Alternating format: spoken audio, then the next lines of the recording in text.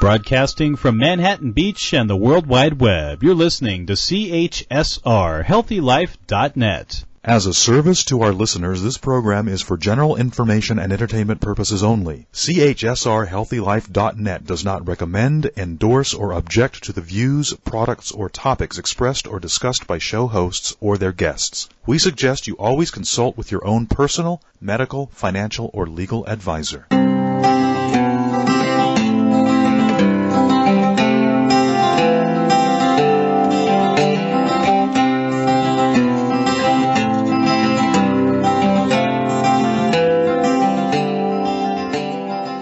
Greetings. You're listening to Guiding Stars Evolutionary Astrology Radio. This is your host, Kristin Fontana, and my co-host, Rose Marcus from Vancouver, Canada.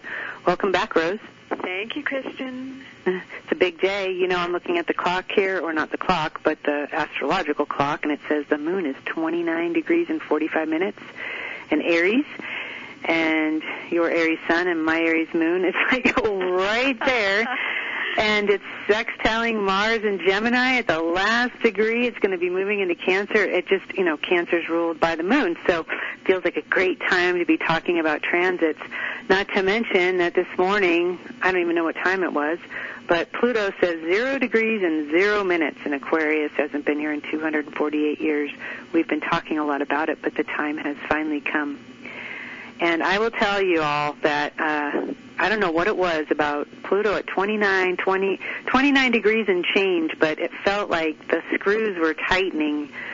I don't know, like on my head, actually. I think it was squaring my moon in Aries. But that what it is that compression, that pressure, that all the stuff from our past or the whole history of our lives, of our journey, and there's so much in us that wants to complete these things, right? We don't always see everything clearly, but there's this desire for sure in us to really want to wrap it up, and especially when something's at 29 degrees and change, there's this push, there's this evolutionary push, because we have just moved into a transition.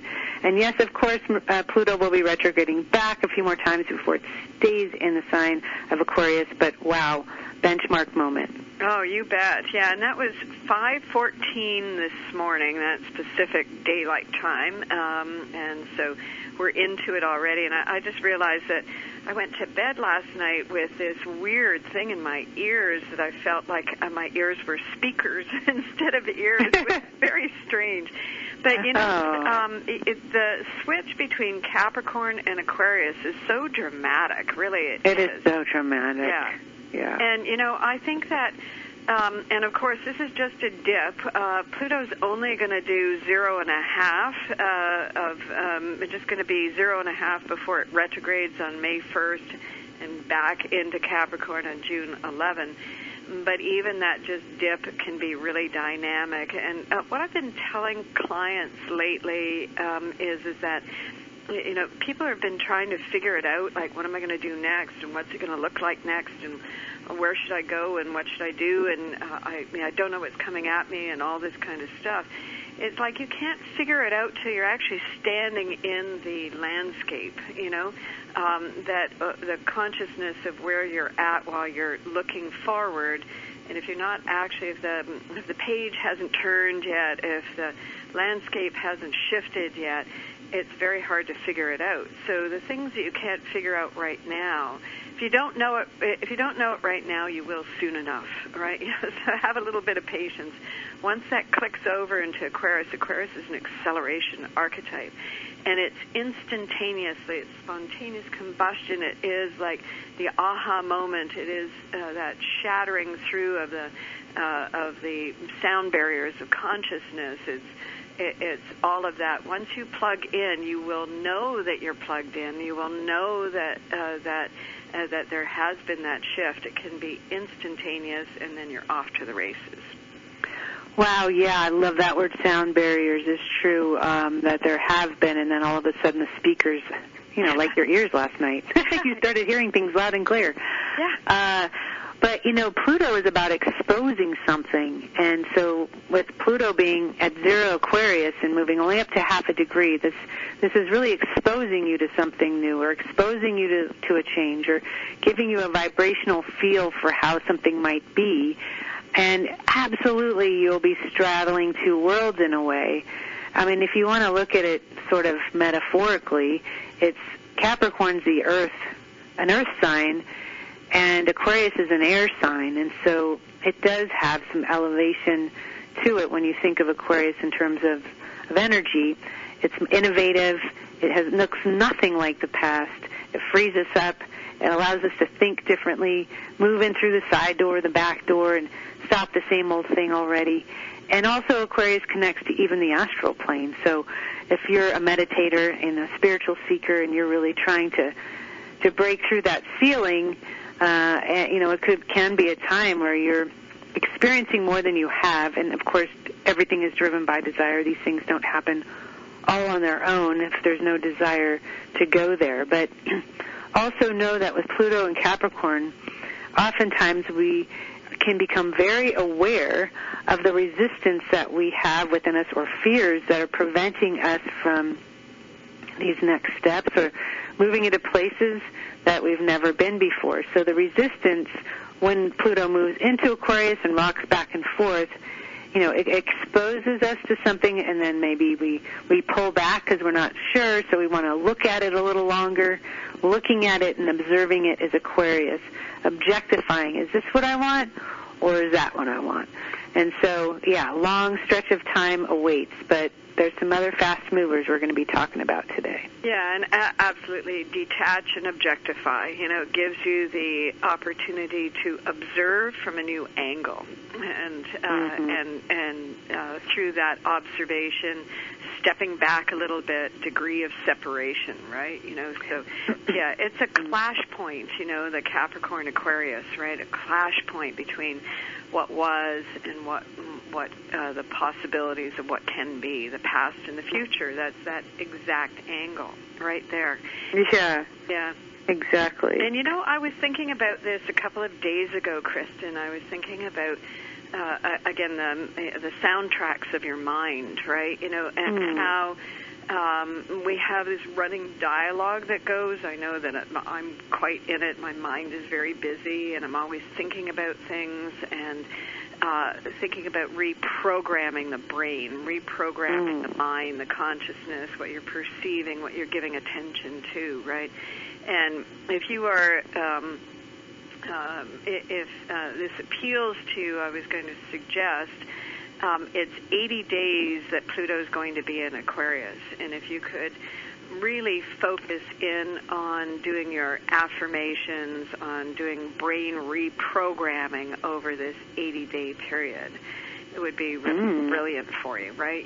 Just to really start. I like that. Yeah, and I just think that if you could do that, Jeffrey Wolf Green one time had this suggestion of reprogramming, and what he talked about was to do a recording for yourself, and you start with some silence at the front of that tape. And you talk, say whatever you're going to say. I mean, he had this whole thing where if you took a piece of paper, this is the whole 9 yards on this. You take a piece of paper, you draw a line down the center, and on the left side you put your negative statement, whatever you keep replaying in your mind. And on the other side you put the counteractive positive of that, whatever that is. And then once you do your list, you take that piece of paper, rip it up, and you can do a little ritual around that left-hand column of, thank you for the lessons and the learnings of this, kind of bless it and send it on its way. And you put the positive on a tape, and then you listen to it at night. The silence before the messaging comes on is so that you can kind of slip into your dream state a little bit more, relax and so on. And then it's the sound of your own voice, right? Giving you those positive affirmations, right? And that can be helpful in terms of reprogramming whatever your negative thinking is or your negative belief systems are, right? So now, do you remember, did you say which ear? Aren't you supposed to put it in the right ear, like the recording? Oh, gosh. And now I don't remember that. I just think of headphones going into both ears. Oh, okay. You know. I think, yeah, that's a good idea, but I'm almost positive he was saying to set the record way back when, right? This is tape cassettes back then. But, you know, I think it was kind of laying it on the kind of the side table next to your bed. Right. On the right is the right brain, right? So it's coming in like more intuitively. Intuitively, right? Yeah, and filtering into the left brain, which is that rational mind, right? You know, side of things, right? Yeah. So, right. Yeah, but you know, headphones are good, I think, though too. Yeah, but the power of your own voice in terms of that's you taking control for yourself too, right?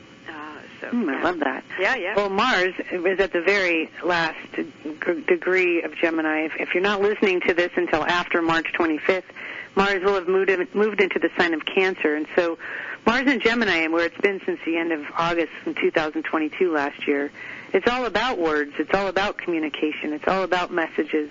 Gemini is ruled by Mercury, and Mercury is currently in Aries. So this is a brand new way to think about yourself and your journey. Also knowing that the things that we think about affect our emotional body, have a direct effect on how we feel emotionally. I would say the reverse is also true. If we're having some emotions around something, it's going to influence our thoughts. So, of course, they work hand in hand.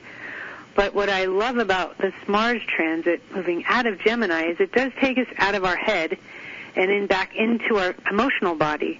Mm-hmm. So if we've been leaning instinctually with all these thoughts and wondering, should I go this way? Should I go that way? Should I choose this? Is this the right path? All of a sudden, the emotional body is going to lead the way, and the emotions will be telling you what you want.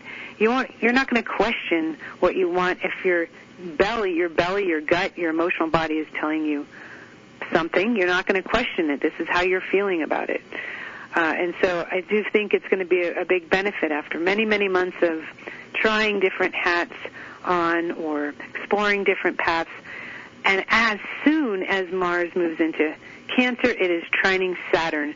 So to me, this is like, it's a lock. This is a lock, whatever it is that you are energizing. You feel more secure about it. You feel confident about it. At the same time, Mars is in conjunct Pluto in Aquarius. It's representing a change. It's a transition in your evolution. But there's a security linked with it, with Mars and Pluto in a trine, meaning I'd say this, it might even be an invisible security. With Saturn and Pisces, you can feel like you have this benevolent force protecting you, or maybe it's just that feeling like you will land on your feet or there'll be a net below to catch you. It could be an invisible force, a sense that there's like a guardian angel, right, or some kind of energy that you feel, an omnipresent energy that's saying, yes, keep going. So that's my sense of this particular transition. Well, you know, and that Mars trine Saturn from Mars in Cancer and Saturn, which has recently moved into Pisces, an archetype of attunement, that takes place on the 30th of March. And on that same day, Venus and Uranus are conjunct in Taurus. And so, again, Venus is the psychology of inner hearing, and Uranus is tapping into the cellular memory or memory pools. It's, you know, it's, again, awakening and enlightening. And so that Mars-Pluto is in a solidification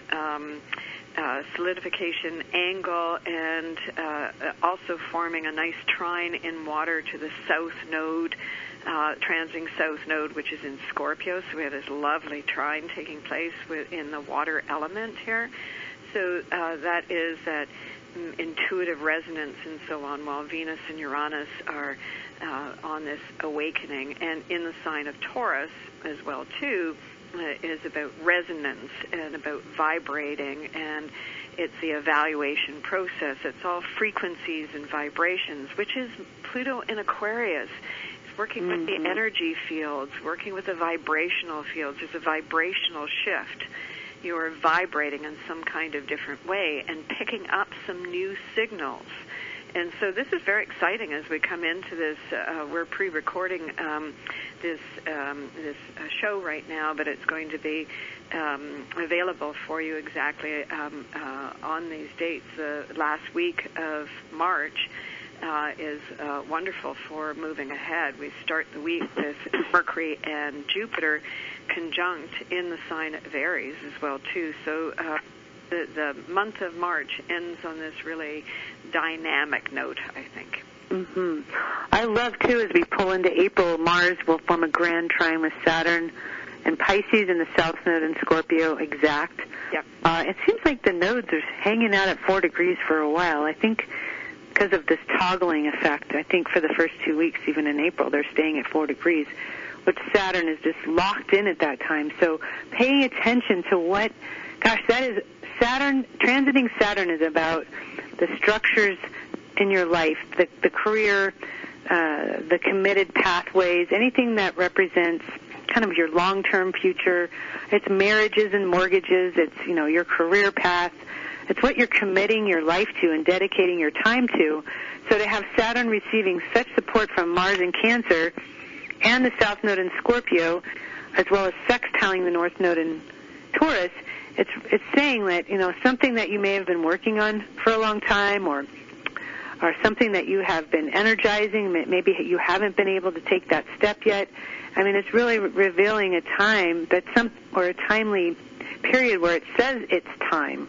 Wouldn't you say that, Rose? It's time. That's time. What it feels like to me. Yeah, absolutely time. I'm just looking at my book here, and that the nodal axis staying at 4 degrees. It has been for most of the month of March, for all of April, and into the first 9-10 days of May.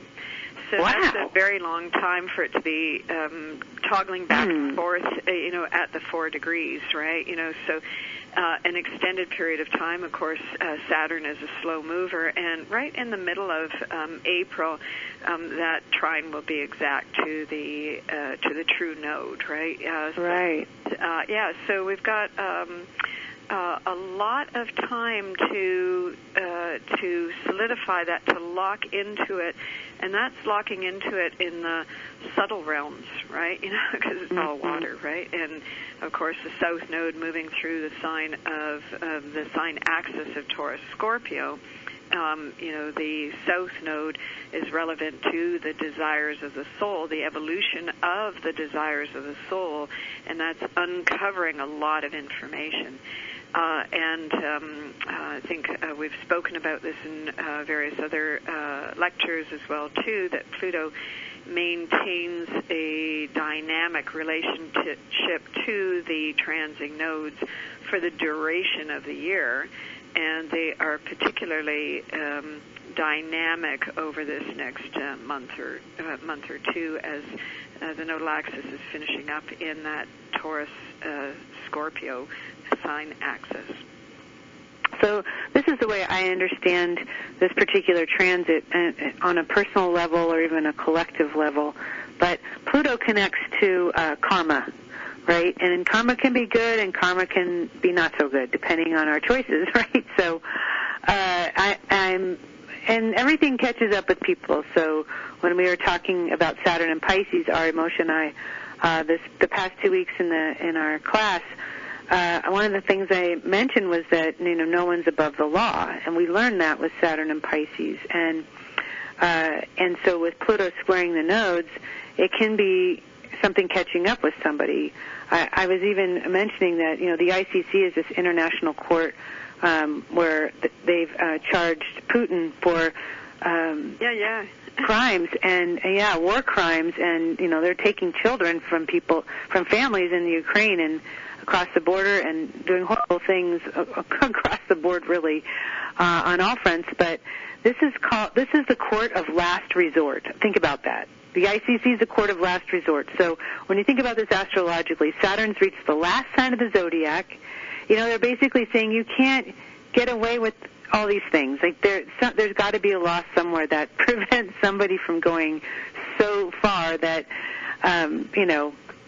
what else can we do? But somebody's got to come in and deliver the hammer.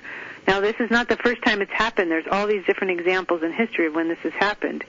I don't know how far that will get with him, but that is an example of this transit, not to mention some things going on in this country of certain people. So Pluto squaring the nodes off and on, I mean, it's going to be catching up with people. And if you're in a situation yourself where you feel like you've been burned by somebody, say, for example, when are they going to get their due?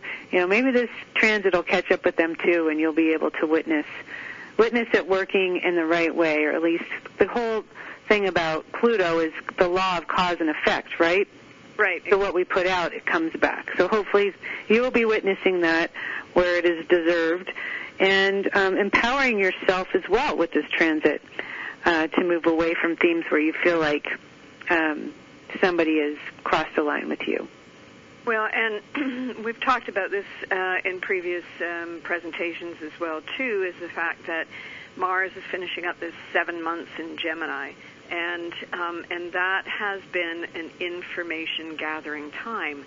And whether it's been subtle or obvious to you, that whole Mars transit started about last August, has taken every one of us through some examination on something that's key and specific that does have to do with a karmic pattern, something from the past. With Gemini, it's a recent past few lifetimes, something that each one of us in our personal lives and so forth have had to review and to examine and move our way along. Now that Mars is moving out of Gemini and into Cancer, we're on to the next level, and this Pluto square the nodes now is again the south node in Scorpio, a continuous program of peeling off a layer, stripping it away, peeling off the next layer until we get down to the real foundation of the real core of what it's worth, what's the value, and so forth, as you're talking about. So it's still a work in progress. As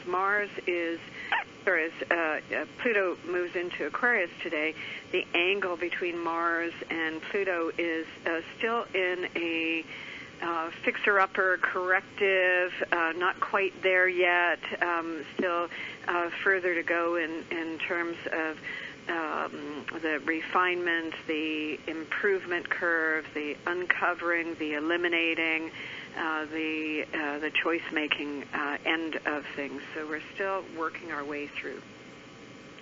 Exactly. I was just noticing when you run a chart, and if you run a chart, any of you that have Solar Fire, if you are looking at charts online, and you run a chart for any time between now and really the next 2 weeks, you'll see what's called a kite pattern. It's really cool, where the top of the kite is the north node, the bottom of the kite is the south node. Mars is at one point of the kite to the left, and Saturn is at the right, the wings to the kite. Now, a kite, when you look at it astrologically, when you look at a kite anyway, it's leaving the ground. There's no gravity. It's flying up to the sky. You're rising above where you've been. And the tail of the kite, which is the south node, or your past, your karmic past, it allows you to rise above your past. And so it is really a powerful image right now. And within that, we do see Pluto squaring the nodes, squaring the top and the tail of the kite. So when that happens, and we do need to kind of rise to the occasion and do the soul work and look at things objectively and make the changes that we're being asked to make. And so it could be a time where you're feeling a lot of pressure to make a change, to take that turn, and yet there'll be such rewards when you do. So check it out if you haven't seen that already, and we'll be right back after the break.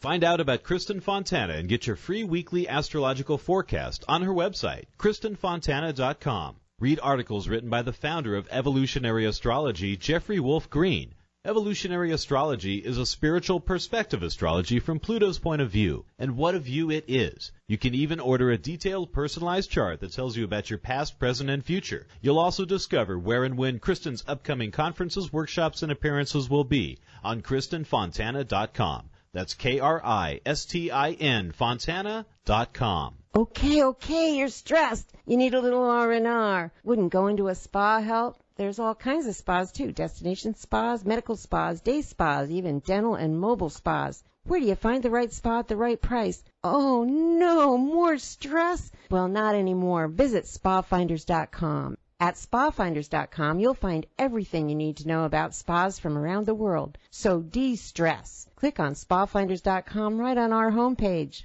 Ah, I'm feeling relaxed already. What would happen if you didn't follow the established path? Would you feel scared or proud? Could you explain that helping the people of Peru improve their own community would also have an effect on your own? Would you rather make your own way or spend a lifetime saying, what if? Life is calling. How far will you go? Peace Corps. To find out more, call 1-800-424-8580 or go to peacecorps.gov. Water. In the hot summer sun, water is a natural thought, like relaxing at the beach with the waves lapping at your feet, or perhaps being with your significant other under a secluded, gently cascading waterfall. If you want a little more action, how about water skiing or boating on an icy, clear blue lake? With Expedia.com, everything you need for travel, flights, hotels, cruises, vacation packages, they have it all at a price you can afford. Go to HealthyLife.net's advertiser page and click on Expedia.com. I'm William Shatner, and this is Jimmy. Animals like Jimmy are often left behind by people fleeing hurricanes, fires, floods, and earthquakes. These abandoned animals cannot survive on their own. If you must evacuate your home, please never leave an animal behind. If you absolutely cannot take your animal with you, never leave him helplessly chained or caged. Many animals die because they cannot escape fires or rising waters. Animals need your help. Thank you. Call PETA today, 757-622-PETA. HealthyLife.net, the positive radio network.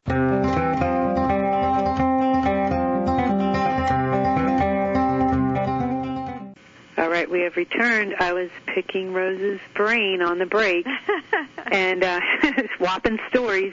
But because my question is this, when you see this fantastic planetary combination and you're at war with someone or in the midst of some kind of legal battle or something going on, whatever it might be, I'm hearing all sorts of stories with clients about divorces and who gets what and this, that, and the other thing.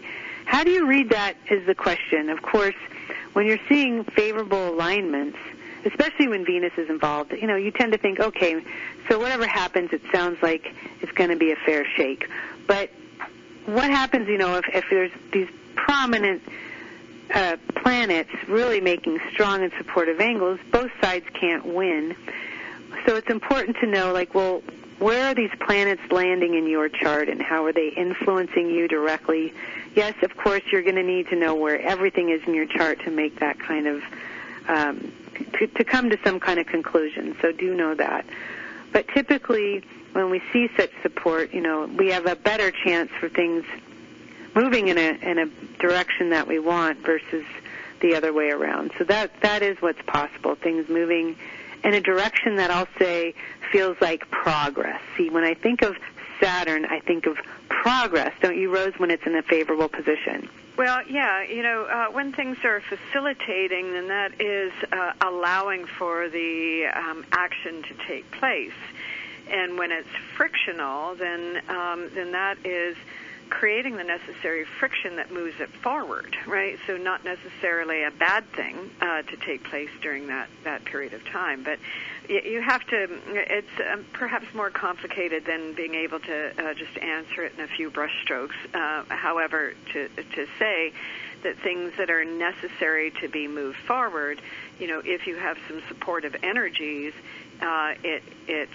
it's helpful to you to move forward and not to be afraid of the dynamic aspects, because those are mobilizing and they are also constructive and productive. Yeah, I'm just thinking about a recent case of somebody I talked to where, she was just giving a relationship her all, giving, wanting to make everything, or wanting to give everything she could to make sure she tried in every way possible for that relationship to have a chance. and it still really didn't go in the way that she had hoped with all the energy she put into it. Very Libran, right? And so finally reaching a point where she says, I surrender. Saturn and Pisces. But you know what? I have to say, when you look at a stellium of Libra planets, that is such a good thing, because what sometimes we need to learn is that, to not attach to a specific outcome, but to attach to the truth of what is best. And so Saturn and Pisces in this transit, while it's trining Mars in Cancer and a South Node in Scorpio, it could very well be that you are or have been in a very karmic relationship, or something very karmic has been playing out, and obviously we don't want to recreate these dynamics in this life or the next life. Let's figure out how to nip them in the bud now. But it was really it was an amazing thing for me to experience and to feel her completely resolved in terms of, I feel like I left no stone unturned. And sometimes when we know that we've literally given something all we've got and it still didn't make a difference, that is time to say, whether it's a new business, a relationship, I think just the act of surrender and not trying to control something that is not meant for us to try and control is incredibly liberating and healing, to say, yeah, I can walk away now. Well, and that's the point. It's non-attachment to outcome, and what is the most important point of it is the personal process, the personal growth, the personal learning out of that. And it's like, it's what I say with a lot of times with the Virgo archetype is that, we try so many different things, and you might end up with the same result, whether that's a failure, right? Not getting there, not getting there, not getting there. And you can do as much of the repetition as your whole creative process can allow.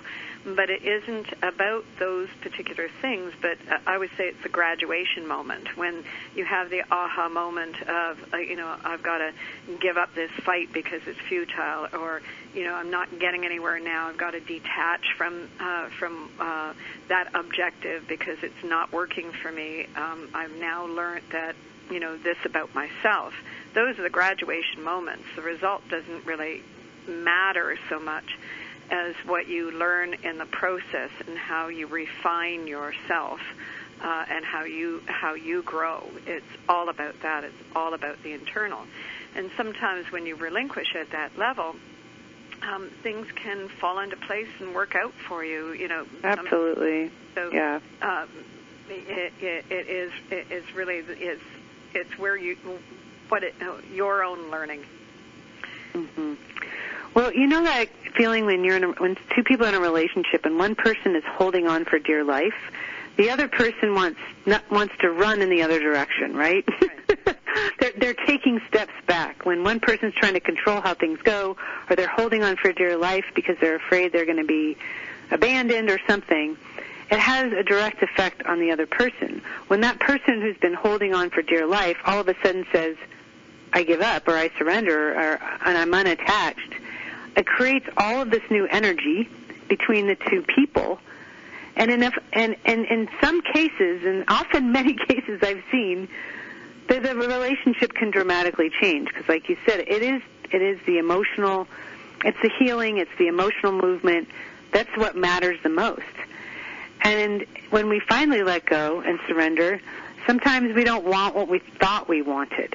Right. Or it doesn't become as important. What becomes more important, like you said, is how you're feeling about anything, or what do you want? Instead of being in this kind of this tight grip on something, or I have to have this or else. That will never lead to a good outcome right there. Absolutely. My friend, I've mentioned her many times, who's the queen of affirmations. Yeah. She always ends her affirmations with, to the greater good of all.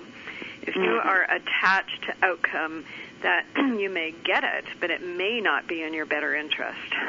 And so when you relinquish it to the greater good of all, then what is meant to be will be, right? And that's very, very important. You know, like you were saying with the person who's holding on and the person that wants out, the moment that that person changes that desperation, it can actually bring the partner back, right? Because totally, absolutely, without question. It's amazing. Yeah, exactly, right? It's interesting because as much as I might suggest that, and this is a conversation I've had with many people over the years, right, to try and make that inner shift, the emotional shift, it happens when you do. Just try it. Fake it till you make it. Fake it till you make it, and just see what happens. Please, just try it. Inevitably, the groove in the record is so deep, you know, the patterning, the past that just continues to repeat. It's often very difficult to change our instincts when so much of what we choose to do is dictated by what has come before, right? Because it's all about security patterns. But I love what you said at the beginning of this show about Pluto and Aquarius having to do with, and as it retrogrades back, reprogramming our consciousness or reprogramming even how we move in space and how we think and how that affects what we attract. So brilliant. I loved that. We'll be right back after the break with Rose Marcus.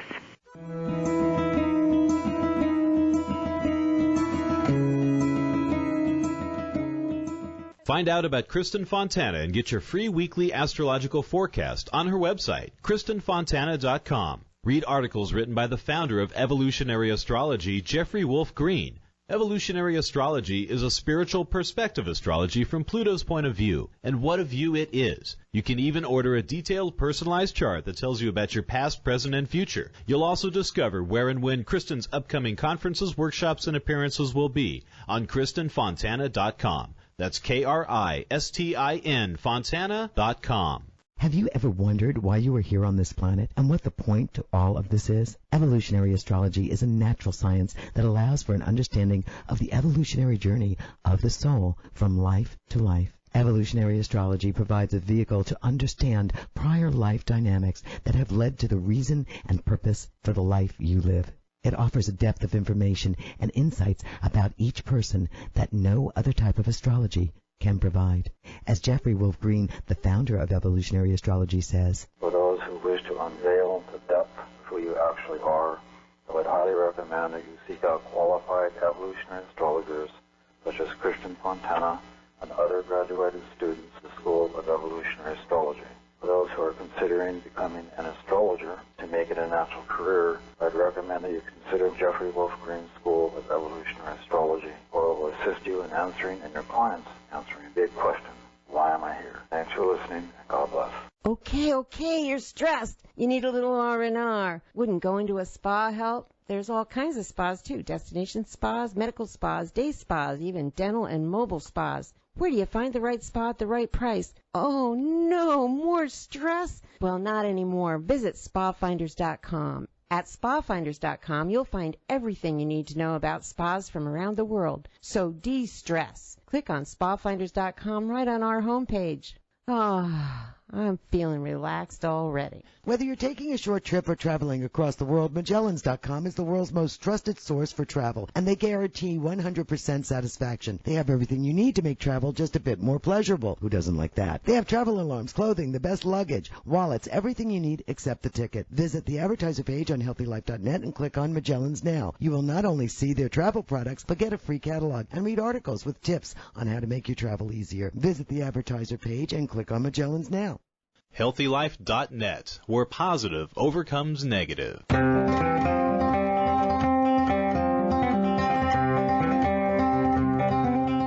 All right. I wanted to make space for this at the very beginning, but we're going to do it right now. Rose Marcus, my friend, recorded this amazing, what do you call it, podcast or... I guess webinar, because it's visual as well as an audio. Oh, okay, it's visual. On Pluto and Aquarius, and that's available through my website. And it's close to 2 hours recording on Wow. The topic, so by all means, check it out. Okay, for sure. And we know that Pluto's going to be in Aquarius for how many years? Oh, my gosh. Well, this year, just till June 11, and back again in January through September next year in Aquarius, and then another dip out, and by November of 2024, we've got the 20-year long haul of Pluto in Aquarius, so it's going to be with us for a very long time. Wow. Yeah. So how many more years, though? After it stays in Aquarius, how long is it? Till 2044. Oh, my gosh. Yeah. 2044. So you got to learn to love it, or this is a time to find your lane for sure. This is all about your individuality. Pluto is truly the soul, and the fingerprint of the soul is Pluto as well. But I would say Uranus, which is the ruler for Aquarius, is about your soul's vibration, right? So the soul's vibration, your soul's vibration, and how you let it, how you speak that vibration, into the ethers, how you express yourself with your energy. You could say nothing at all, but your vibration, your uranium vibration, is emanating. And so with Pluto in Aquarius, it is really going to help you get in touch with what that is. It definitely will be a time, if it's not happened already, for you to take sides, so to speak, because this is going to be a time. We're already living in a time of such extremity. The extremes are just in every country, I'm noticing. Have you not noticed that? Or most countries, I would say, Rose. What do you think? Oh, yeah, absolutely. And in terms of that, we talk about this in evolutionary astrology, the different evolutionary states, and for Pluto and Aquarius, there are kind of three main categories where it's going to influence. It's going to radically change our realities, right? The way we govern ourselves, the way social, political landscapes, it's all the everyday realities for us. That's going to shift.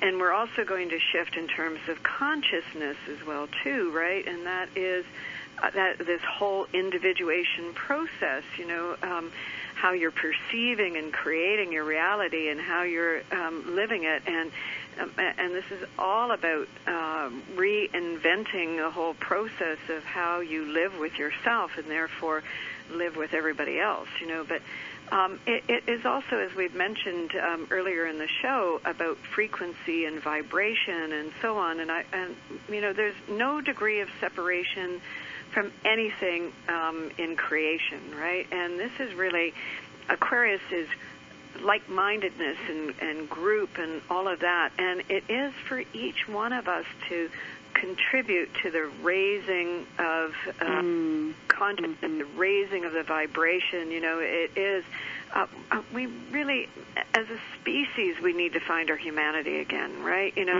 Totally. And we are doing that by, trauma consciousness. We do show up when, these natural disasters, and we maybe volunteer or donate or so on. But how about on a daily level? It's time that we were a lot nicer to one another, right? It's time we cared more, and it is really important for us to raise the energy. And the more that we raise the energy, the more we can really make that significant shift on the planet to a way better, existence for all.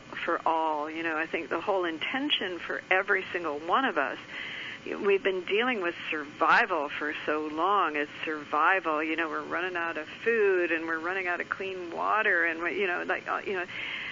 it is our birthright to thrive, right? Yeah, for sure. Yeah.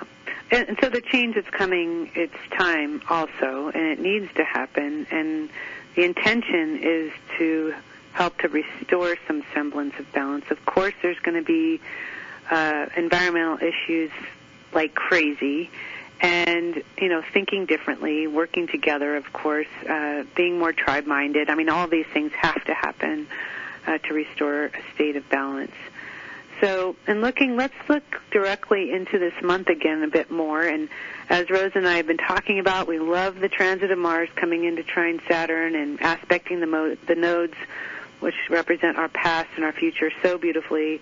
Mars can really instill a greater sense of courage and confidence in our path, and there's such an energy around committing to something so strongly well into the middle of April.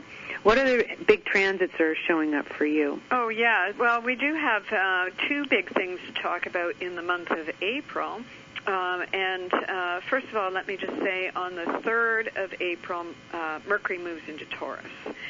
And we will be having a Mercury retrograde at the end of the month. It starts on the 21st of April. It goes to the 14th of May.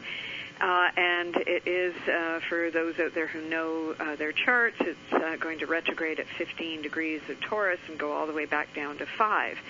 And by the way, Venus and Uranus are conjunct on the 30th.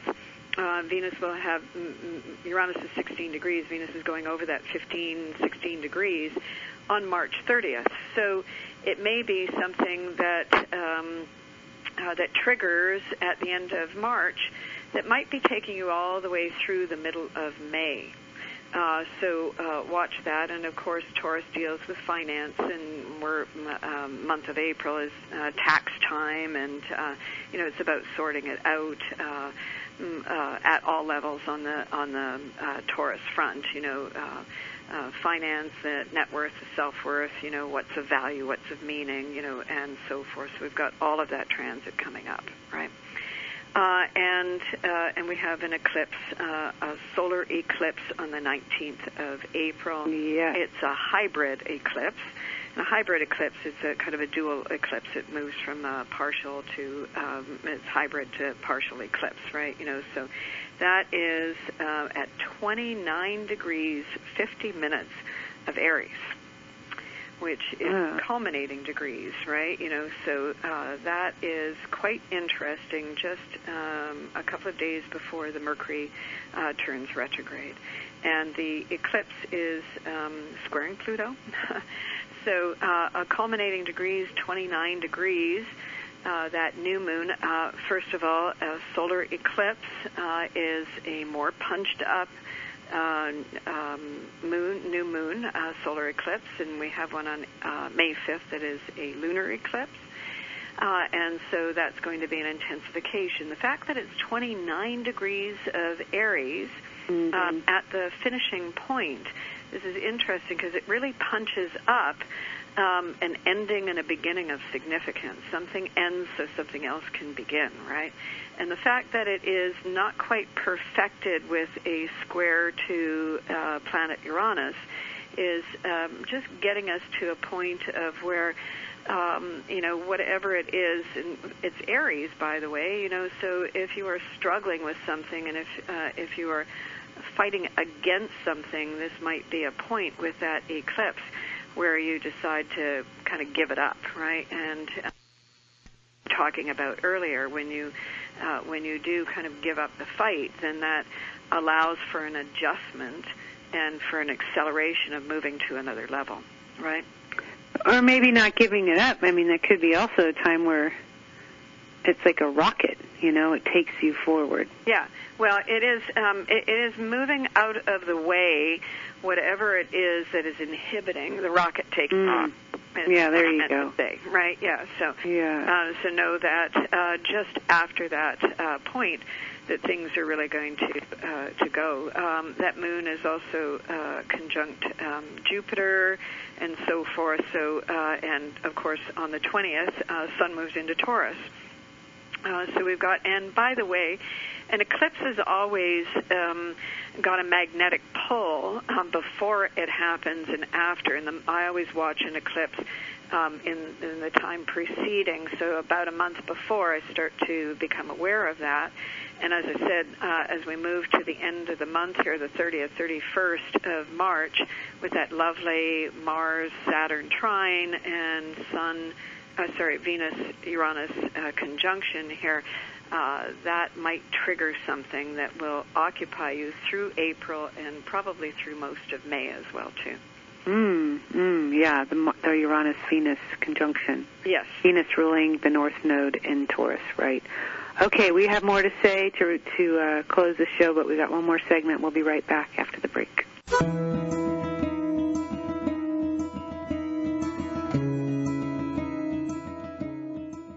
Find out about Kristin Fontana and get your free weekly astrological forecast on her website, KristinFontana.com. Read articles written by the founder of evolutionary astrology, Jeffrey Wolf Green. Evolutionary astrology is a spiritual perspective astrology from Pluto's point of view, and what a view it is. You can even order a detailed, personalized chart that tells you about your past, present, and future. You'll also discover where and when Kristin's upcoming conferences, workshops, and appearances will be on KristinFontana.com. That's Kristin, Fontana.com.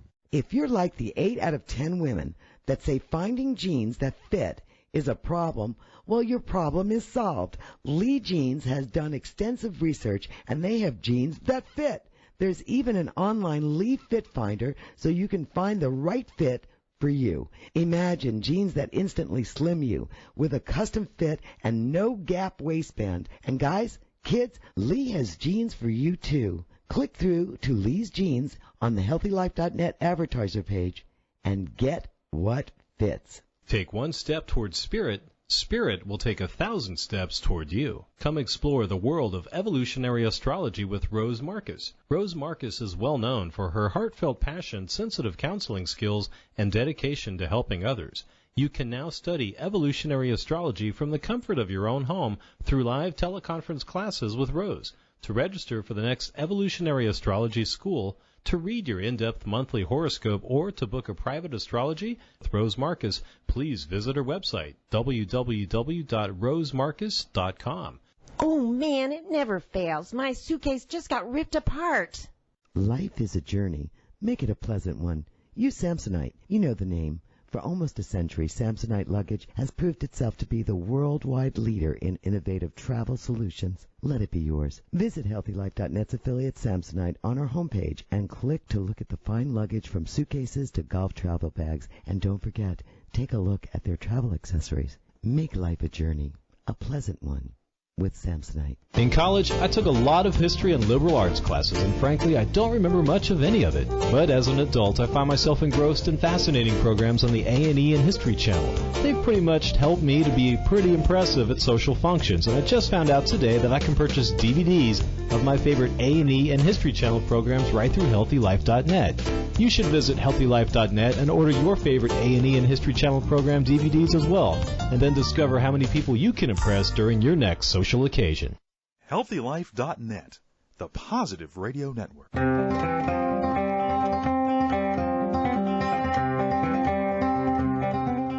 All right, we are back with Rose Marcus. This is Kristin Fontana discussing transits for the end of March and April. Right before the break, we were talking about the upcoming eclipse on April 19th, followed by lunar eclipse on May 5th. Any last thoughts on that? Yeah, well, I think it's going to be quite dynamic. Jupiter in Aries is in dynamic tension with Eris, the goddess of discord, and I always think that that Eris is a positive catalyst because she really gets that it gets you juiced up for something. You know, I always say it's I want, right? I want enough. She's so Aries. I want enough to get you up out of your chair and take some action around it, right? You know, so I think that this is quite you know, as you said, rocket ship. You know, it's going to light a fire in some way. And also to mention on the eclipse.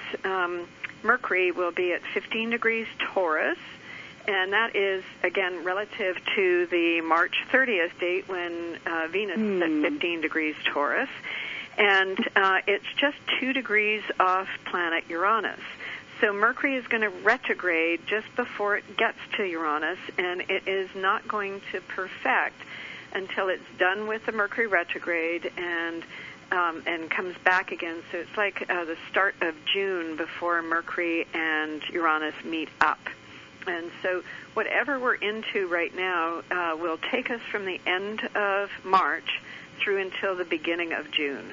So you might know as circumstances of your life start to unfold that you may be dealing with it during this whole period of time.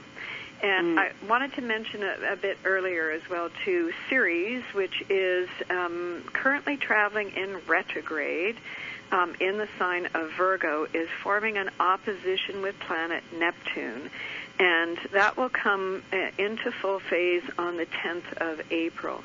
So it can still bring, up until the 10th of April, you can still have a lot of uncertainty or nebulousness or around the corner, or I can't quite figure it out and can't quite get it fixed or healed, or can't quite sort myself out. Know that there may be more puzzle pieces to go into place that need to take place. So we have a full moon on April 5th. That full moon is 16 degrees Libra, and it is conjunct Chiron. So, again, there's some unfinished business there, and Libra is about reconciling and about the imbalances and about, the one-sidedness of relationship and so on and so forth. So we are moving through the paces for the entirety of April. April starts on a good note, and Mercury moving into Taurus on the 3rd. The 1st of April is a really lovely Moon-Jupiter trine, and so forth. So the whole month ahead, I think, will be productive, but we are working all the way to the April 19th date of that solar eclipse, when we really get to get the horse out of the gate. Gosh, that's for sure. Talk about moving something out of the way. I think about what the horse is feeling when they are behind that gate. They're like, come on already, right? Yeah. I recently heard about a book called The Obstacle is the Way. I thought that sounded very very cool, because, right, we need to deal with the obstacle in the way. But that is, on a soul level, there for a reason. Let's figure out why it's there and how to remove it. Sometimes the obstacle is us, right? Getting out of the way of ourselves, whether it's a thought that's undermining our footsteps or what have you. So think about that one. Also wanted to add a couple of my favorite transits before we wrap up today. Even though Mercury slows down to go retrograde 2 degrees before it conjuncts Uranus, its higher octave, it will retrograde back, I believe it's on the 24th of April, to sextile Mars. There's something about that time period. It's giving you more information about where you're headed. It's kind of like, I want to relocate, but I'm not sure where. And maybe you decide, this is exactly where I want to be. You've got some information that's coming in, or you talk to someone who lives somewhere you're thinking of moving. Just one small example. But as we move all the way to the end of April, then Mars will move to the 18-degree mark of Cancer and sextile Uranus. So that to me represents a sudden change, or make your move, or an unexpected opening, linked with perhaps information that you gleaned or gathered the week before. So pay attention to the last week of April. It's also in between the two pair of eclipses.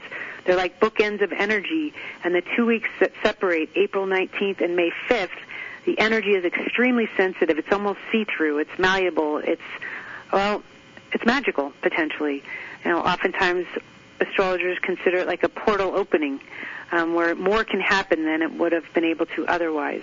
And yes, that obstacle that's in the way can be removed. Yay! Yeah. So those are my thoughts on how April ends.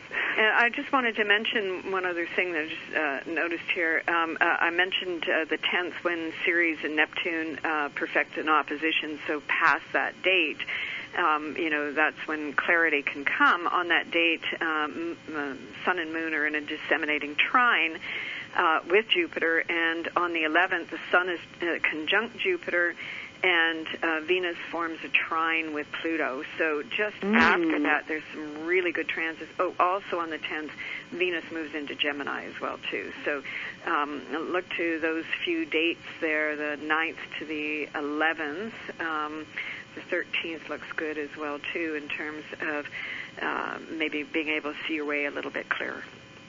Did you say Venus trines Pluto? On the 11th. Did you mention that one? Yeah, on the 11th. Okay, yeah, Venus trines Pluto. That's quite nice there. Yeah, very nice. Yeah, so that's a fast-moving energy, but, when we're looking at the next month, we all want to know, where's the sweet spot? Where should I pause? When is there a day I need to really reflect about this? And this is the beauty of astrology. And, when it feels good, it is good typically. When it feels right, it is right. So just pay attention to some of these faster movers also in conjunction with that Saturn securing itself to the nodes. Hooah, that day is big now that I'm looking at it, staring at it. Well, yeah. April 10th, 11th. Yeah. Yeah. That is a sweet spot, so. All right. Well, have we reached the end? I think we're pretty close to it, yes. Okay. Again, if any of you want to get a hold of Rose's 2-hour webinar, it's not a video on the Pluto and Aquarius transit that's going to be with us till 2044. Oh, my gosh. That's crazy. Check it out on her website, rosemarcus.com. We'll be back at the end of April in the middle of these two eclipses to feel it out and talk it through and send some love, whatever we can do to make this journey better for you all. We want to do it. Thanks again, Rose. We'll see you next time. Namaste.